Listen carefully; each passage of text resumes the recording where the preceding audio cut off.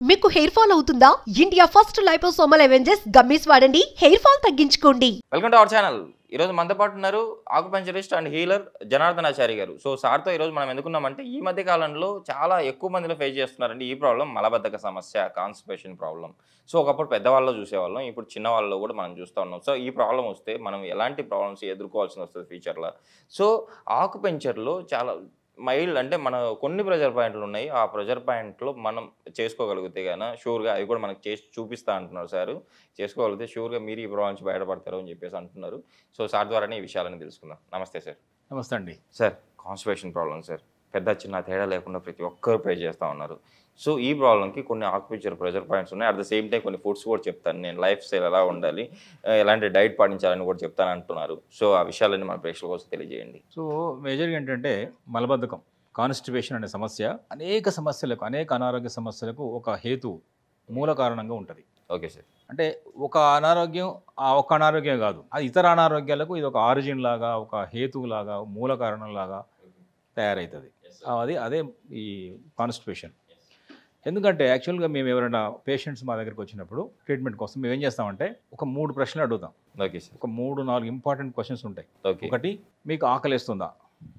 రెండవది, డైజెషన్ ఎట్లా ఉంది, అరుగుదల బాగుందా? ఓకే. మూడవది, ఎలిమినేషన్, యూరినేషన్, మోషన్ ఎట్లా ఉంది? ఓకే. నాలుగవది, నిద్ర ఎట్లా పడుతుంది? ఓకే. చూసారా?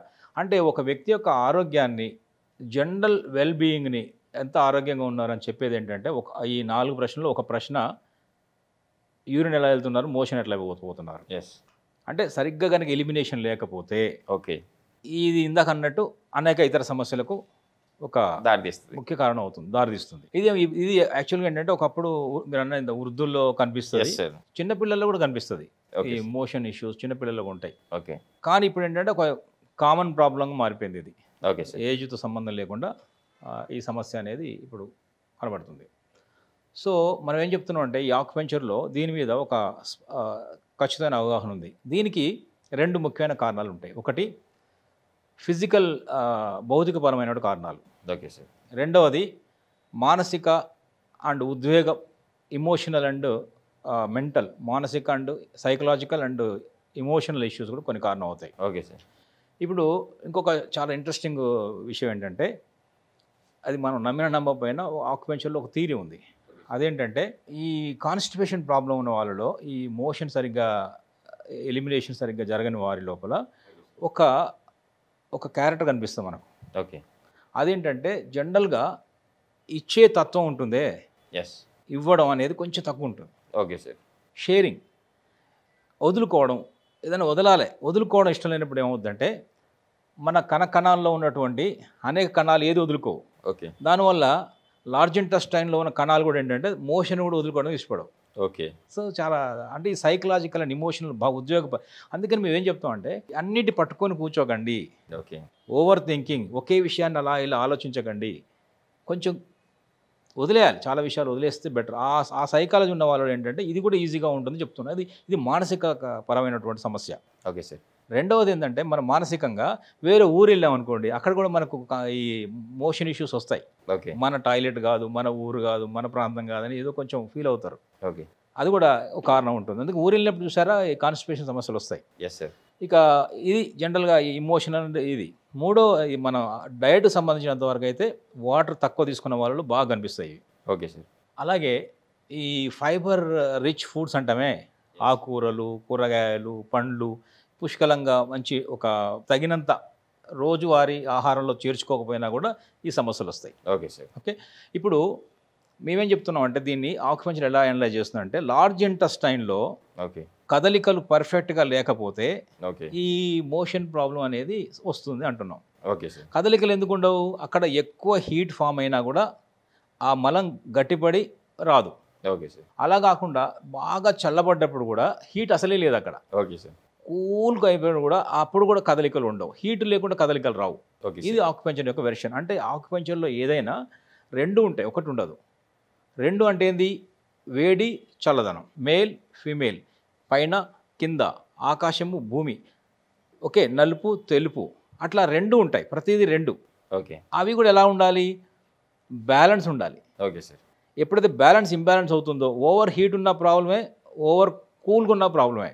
ఓకే. అందువల్ల అంటే ఆ కదలికలు రావడం కోసం చెప్తున్నాను. ఈ లార్జ్ ఇంటెస్టైన్లో కదలికలు రావడానికి ఈ హీట్ని మెయింటైన్ చేయాలి. అది ఎవరు మెయింటైన్ చేస్తారు అంటే ఒక అద్భుతమైన పాయింట్ ఉంది ఆక్యుపంక్చర్లో, ట్రిపుల్ వార్మర్ అంటారు. Okay sir. ట్రిపుల్ వార్మర్ అంటే ఈ 3 క్యావిటీస్ని, చెస్ట్ క్యావిటీ, ఈ అబ్డోమిన్, తర్వాత ఈ పెల్విక్ ఏరియా అంటామే, పెల్విక్ బోన్ ఉంటుంది కదా, ఈ పెల్విక్ క్యావిటీ, ఈ 3 క్యావిటీల్లో ఉన్నటువంటి ఎనర్జీస్ని, హీటుని, టెంపరేచర్ని బ్యాలెన్స్ చేసేటువంటి ఒక అద్భుతమైన పాయింట్ ఉంది. ఆ పాయింట్ వేయడం ద్వారా ఏమవుతుందంటే ఈ హీట్ మెయింటైన్ అవుతుంది ఓకే సార్. బాడీలో. అట్లాగే లార్జ్ ఇంటెస్టైన్లో కూడా ఒక పర్టికులర్ హీట్ మెయింటైన్ అవుతుంది. అప్పుడు కదలికలు వస్తాయి, సుఖ విరేచన అవుతుంది అనేది ఆక్యుపంక్చర్ చెప్తుంది. ఇప్పుడు ఆ పాయింట్ కూడా మనం చెప్దాము. సో ఇప్పుడు యాక్చువల్లీ ఒకప్పుడు మనము ఇండియన్ స్టైల్లో కూర్చొని మన మల విసర్జన చేసేవాళ్ళు. కరెక్ట్. సో ఇప్పుడు వచ్చేసి వెస్ట్రన్ కల్చర్ పై కూర్చొని చేయాల్సిన పరిస్థితి. సో అలాంటి వాళ్ళు ఎక్కువగా ఈ కాన్స్టిపేషన్ ప్రాబ్లం వస్తుందని నేను విన్నాను. సో దీనికి కారణము ఈ వెస్ట్రన్ టాయిలెట్స్ యూజ్ చేయడమా? ఇది చాలా వరకు కరెక్టే. ఎందుకంటే మనం ఆ మోషన్కి వెళ్ళినప్పుడు కూర్చునే పద్ధతి ఉందే, అది కూడా చాలా వరకు కారణం అవుతుంది. మనం వెస్ట్రన్ కమోడ్లో ఎలా కూర్చుంటాం అంటే ఇలా సింహాసనంగా కూర్చున్నట్టు కూర్చుంటాం. ఓకే. అది ఆ మోషన్ వెళ్ళే మార్గానికి ఏంటంటే కరెక్ట్గా ప్రెషర్ తీసుకురావడం అలా అనుకూలంగా లేదు. Okay sir. అదే మనం ఇలా మన ఇండియన్ కమోడ్లో పాదాల మీద ఇలా మోకాలు కూర్చుంటాం కదా, ఎస్. దానికో పేరు కూడా ఉంది, మలాసన్. Yes sir. మల విసర్జన సంబంధించిన ఆసనం అది. Okay sir. అది మలాసన్ ఒక ఆసనమే చెప్తున్నాను దాని పేరు. అంటే మలం విసర్జించేందుకు అత్యంత అద్భుతంగా పనికొచ్చేటటువంటి ఒక ఆసనం అని చెప్తున్నాను. అది మన ఇండియన్ కమోడ్లో దొరుకుతుంది మనకు. ఎస్. అందువల్ల దానికి ఏం చేస్తున్నాం అంటే ఇట్లా కొంచెం హైట్ వెస్ట్రన్ కమోడ్లో కూర్చున్నప్పుడు కాళ్ళు ఇలా పైకి ఉండేందుకు స్టూల్ మీద ఇట్లా కూర్చుంటే కూడా కొంత పోస్చర్ మారడానికి వీలు ఉంటుందని చెప్తున్నాం. ఇది ఒక రెమెడీ. ఓకే. ఎందుకంటే మోకాళ్ళు నొప్పులు ఉన్న వాళ్ళు ఇండియన్ కమోడ్ యూజ్ చేయలేరు, చాలామంది ఇబ్బంది పడతారు, కింద కూర్చొని కొంత లేవలేరు. సో అలాంటి వాళ్ళకి ఏం చెప్తున్నాం అంటే వెస్ట్రన్ కమోడ్ వాడండి, ఓకే, కానీ కొంచెం కాళ్ళు పైకి వచ్చేలాగా ఈ యాంగిల్ మారేలాగా ఆ మోషన్స్ విసర్జనకి అనుకూలమైనటువంటి పరిస్థితులు వచ్చేందుకు వీలుగా కొంచెం ఇలా హైట్ ఉన్నటువంటి ఒక స్టూల్ ఏదో పెట్టుకుంటే అది కొంచెం ఒక రెమెడీ లాగా పనికొస్తుంది. Okay sir. ఇంకొకటి ఏంటంటే దీంట్లో మనం ఆలోచించాల్సింది, ఇక్కడ చేదు అనేది పొద్దున్నే ఒకప్పుడు మనం ఏం చేసేవాళ్ళంటే ఇలా కూర్చునేదాంతో పాటు చేదు అనే పదార్థం మనకు పొద్దున వాడేవాళ్ళు, వేప పుల్లలు వాడేవాళ్ళు. ఎస్. బ్రషింగ్ కోసం పండ్లు తోముకోవడానికి వేప ఏం చేస్తుందంటే ఆక్యుపంక్చర్ ప్రకారం ఓకే, ఈ చేదు అనేది is good for heart. Okay. అది బ్లడ్ సర్క్యులేషన్ పెంచుతుంది. ఓకే. బ్లడ్ సర్క్యులేషన్ ఎప్పుడైతే పెరుగుతుందో అదేం చేస్తుందంటే కరెక్ట్గా ఫైర్ అనేది ఆక్యుపంక్చర్లో ఫైర్ అంటాం బ్లడ్ని, ఓకే. ఆ ఫైర్ అనేది లార్జ్ ఇంటెస్టైన్ మీద డైరెక్ట్ అటాక్ చూపిస్తుంది, డైరెక్ట్ ప్రభావం చూపిస్తుంది. ఓకే. అంటే ఫైర్ కంట్రోల్స్ ఎయిర్ అంటాం. ఎయిర్ అంటే లార్జ్ ఇంటెస్టైన్, ఫైర్ అంటే హార్ట్. హార్ట్ ఎప్పుడైతే చేదు వల్ల యాక్టివేట్ అవుతుందో ఓకే, ఆ హార్ట్ లార్జ్ ఇంటెస్టైన్లో మూమెంట్స్ తీసుకురావడానికి ఓకే, బ్లడ్ సర్క్యులేషన్ ద్వారా పనికొస్తుంది. ఇది కూడా ఒక కారణం అవుతుంది. సో చూసారా, అంటే కూర్చునే పద్ధతి ఒకటి, ఆ పొద్దున మనం వేసుకునేటటువంటి ఈ వేప పుల్ల కూడా మనకు హెల్ప్ అయ్యేది. ఓకే. ఇక మూడోది ఏంటంటే బ్రీతింగ్ కూడా చాలా మంది చేస్తుంటారు. మన వాకింగ్ చేసినప్పుడు ఆ రోజులు అటాచ్డ్ టాయిలెట్లు బాత్రూమ్లు కాదు కదా, ఎస్, ఇలా బయటికి నడుచుకుంటూ 1 కిలోమీటర్ వెళ్ళేవాళ్ళు. వెళ్ళినప్పుడు వాకింగ్ అయ్యేది, బ్రీతింగ్ అయ్యేది. ఎస్. బ్రీతింగ్ అయిన మోర్ ఆక్సిజన్ తీసుకుంటారు కదా, ఆక్సిజన్ ఏం చేస్తుంది, ఎయిర్ యొక్క ఆక్యుపంక్చర్ ప్రకారం దాని యొక్క డ్యూటీ ఏంటంటే డిస్పర్సింగ్ అండ్ డిసెండింగ్ ఫంక్షన్స్ అంటాం. Okay sir. అంటే డిసెండింగ్ అంటే ఏంటి, కిందకు నెట్టడం. దేని కింద నెట్టాలి, లార్జ్ ఇంటెస్టైన్లో ఉన్నదాన్ని మోషన్ ద్వారా బయటికి పోవడం కోసం ఆ ఆక్సిజన్ ఎయిర్ అనేది పనిచేసేది. ఓకే. సో వాకింగ్ కూడా ఈ దీనివల్ల మనకి ఏం అర్థం అవుతుంది, బ్రీతింగ్ ఎక్సర్సైజ్ కూడా మార్నింగ్ ఉపయోగపడుతుంది తెలుస్తుంది. Yes sir. అందుకని 3 to 5 బ్రీతింగ్ ఎక్సర్సైజ్ చేయడం వల్ల 4-5లో ఇది ఒకటి. 4వ ఇంపార్టెంట్ పాయింట్ ఏంటంటే ఆక్యుపంక్చర్లో ఈ మనం భోజనం చేయడానికి, నిద్రపోవడానికి అన్నిటికీ ఎలా టైమింగ్స్ ఉన్నాయో ఎస్, మోషన్ వెళ్ళడానికి కూడా టైం ఉంది. అదేంటంటే morning 5 to 7, okay sir, 5 AM to 7 AM. ఆ టైంలో కనుక మనం మోషన్కు వెళ్ళగలిగితే అప్పుడు లార్జ్ ఇంటెస్టైన్లో సఫిషియెంట్ ఎనర్జీస్ ఉండి ఆ ఫంక్షన్ చాలా ఈజీగా అవుతుందని కూడా మేము చెప్తున్నాం. Okay sir. సో ఇప్పుడు 9 o'clock 10 o'clock కాకుండా ఈ 5 to 7 మధ్యలో మనం ఈ కాలకృత్యాలు తీసుకునేందుకు ప్రయత్నం చేయాలి. అప్పుడు కూడా మంచి రిజల్ట్స్ వస్తాయని చెప్తున్నాం. ప్రెషర్ పాయింట్ గురించి ఎక్స్ప్లెయిన్ చేయండి. Okay, sure. ప్రెషర్ పాయింట్స్లో ఇందాక చెప్పాను, ఒక ట్రిపుల్ వార్మర్లు అనే ఒక 3 క్యావిటీస్ని వార్మ్ చేయగలుగుతుంది, లార్జ్ ఇంటెస్టైన్లో ఒక హీట్ని కూడా బ్యాలెన్స్ చేయగలుగుతుంది. అది ఎక్కడ ఉందంటే ఇప్పుడు ఈ ఆక్యుపంక్చర్ మోడల్లో చూపించడం కష్టం అవుతుంది. ఇప్పుడు నా చూపిస్తాను. ఓకే. ఇది హ్యాండ్, ఓకే ఓకే, ఇది ఈ రెండు వైపులా ఉంటుంది పాయింట్. Okay sir. సో ఈ క్రీజ్ నుంచి ఇప్పుడు ఇది దాన్ని యాక్చువల్గా ఇది మీడియల్ సైజ్, డోర్సల్ సైడ్ అంటారు. Okay sir. ఈ పై భాగంలో చెయ్యి యొక్క హ్యాండ్ దీని యొక్క ఈ బ్లాక్, ఇది వైట్ షేడ్ అంటాము, ఇది బ్లాక్ షేడ్ అంటాం. ఓకే ఈ సార్. బ్లాక్ షేడ్ వైపు ఈ ఇక్కడ ఉన్నటువంటి ఒక క్రీజ్, ఓకే ఇక్కడ నుంచి 4 ఫింగర్స్ పెట్టండి. ఎవరి ఫింగర్స్ వాళ్ళే పెట్టాలి. ఓకే చిన్న పిల్లలకు మన ఫింగర్స్ పెట్టి చేయకూడదు. ఓకే ఎవరి ఫింగర్స్ వాళ్ళే పెడితే ఒక పాయింట్ వస్తుంది. అది ఇక్కడ వచ్చింది నాకు ఇప్పుడు ఇక్కడ ఓకే 4 ఫింగర్స్ విడుతులో ఈ పాయింట్ని ఈ మధ్య భాగంలో, దీని మధ్య భాగంలో ఈ విడుతులో, ఈ విడుతు ఇది ఓకే దీని మధ్యలో ఇక్కడ ఈ ప్రాంతంలో మెల్లగా ఎవరైనా ఇలా చేసుకుంటే ఏమవుతుందంటే ఓకే ఒక పించింగ్ లాగా ఉంటుంది, పెయిన్ఫుల్ పాయింట్ ఉంటుంది. ఇది పెయిన్ ఉంటుంది, అన్ని చోట్ల ఉండదు. ఒక పర్టికులర్ నేను చెప్పిన ఈ దూరంలో ఒక పాయింట్ దొరుకుతుంది, ఆక్యుపంక్చర్ పాయింట్. అక్కడ పించింగ్ లాగా ఉంటుంది, కొంచెం పెయిన్ ఫీల్ అవుతారు. ఓకే అది TW6 okay sir. Triple warmer point number 6. అది మీరు చేయొచ్చు. ఒకవేళ మీరు ఇలా చేసిన తర్వాత మార్క్ చేసుకొని ట్యాపింగ్ కూడా చేసుకోవచ్చు. Okay super sir. ఇలా ఒక 60 టైమ్స్ ఒకసారి రోజుకు 2 సార్లు కూడా చేయొచ్చు. Okay sir. ఇలా చేస్తూ పోతుంటే ఇటు కూడా చేయొచ్చు. మళ్ళీ ఇలాగే ఈ 4 ఫింగర్స్ విడుతులో ఇలా చేస్తుంటే అక్కడ ఆ పాయింట్ యాక్టివేట్ అవుతుంది. అవడం ద్వారా మనం ఇందాక అనుకున్నటువంటి ఇంటర్నల్గా జరిగే లార్జ్ ఇంటెస్టైన్లో మోషన్స్, మన మూమెంట్స్ స్టార్ట్ అవుతాయి. అట్లాగే సఫిషియంట్ అనుకూలమైన పరిస్థితులు వస్తాయి. సుఖ విరేచనం కావడానికి చాలా చాలా అవకాశం ఉంది. సార్ ఇంకా ఫుడ్ విషయానికి వస్తే మనం తీసుకునే ఆహార నియమాలు కూడా ఎలా ఉండాలి అంటారు? ఫుడ్ అదే మనం ముందు నుంచి చెప్తున్నాము, బాగా రాత్రి భోజనాన్ని ఎర్లీగా చేయడానికి చేయాలి. ఎప్పుడైనా రాత్రి అంటే మన నిద్రకు డిన్నర్కి రాత్రి భోజనాన్ని సప్పర్ లేదా డిన్నర్ అంటాం కదా, రాత్రి భోజనం అది ఎట్లుండాలంటే 3 అవర్స్ గ్యాప్ ఉండేట్టు చూసుకోవాలి. Okay sir. అంటే మేమైతే ఏం చెప్తున్నాం అంటే భోజనాన్ని ఇందాక చెప్పాంగా, భోజనానికి కూడా టైం ఉందని, మల విసర్జన టైం, భోజనం టైం ఉంది. అదేంటంటే 6:30 to 7. ఓకే 6:30 to 7 లోపు, ఈవినింగ్ 7 లోపు, 6:30 PM to 7 PM లోపు మనం భోజనం చేయాలి. Okay sir. అది కూడా ఎలా చేయాలి?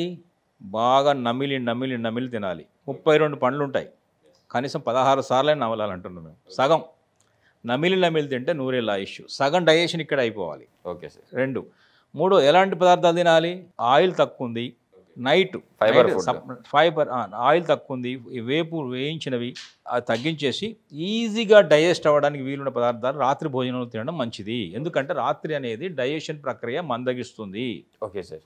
అప్పుడు మన బాడీకి ఏంటంటే ఎలిమినేషన్ అనేటువంటి ఆ ప్రక్రియని అది వేగవంతం చేసుకోగలుగుతుంది. మన శరీరంలో ఏంటంటే ఒక పని ఒకసారి చేస్తుంది. Okay sir. ఇటు డైజెషన్ పనిని, ఇటు ఉన్న పదార్థాలని బయటికి పంపే పని 2 చేయదు.